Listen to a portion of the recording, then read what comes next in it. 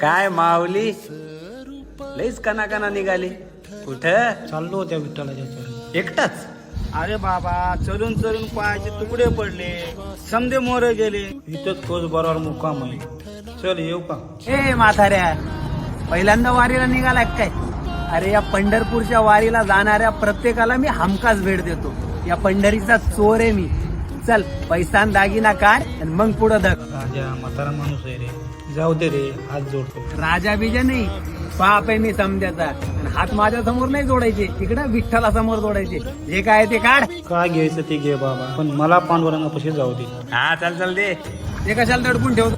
BP शुगरच्या गोळ्या त्याच्या वेळेवर नाही घेतल्या तर पंढरीला जायच्या अगोदर जीव जाईन माझा. जीव महत्वाचा आहे का पंढरी?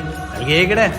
आता तुझ्या गळ्यातली ती टाळ आणि माळ पाहिजे मला. माझा जीव गेला तरी चालेल, पण मी तुला माळ देऊ शकत नाही. नाही देऊ शकत ना? मग आल्या पावलांनी परत निघायचं, पंढरीची वाट विसरायची. जातो बाबा माघारी. वयाची 75 गाठली, अजून एकही वारी चुकवली नाही. यावर्षी नसेल पांडुरंगाच्या मनामध्ये.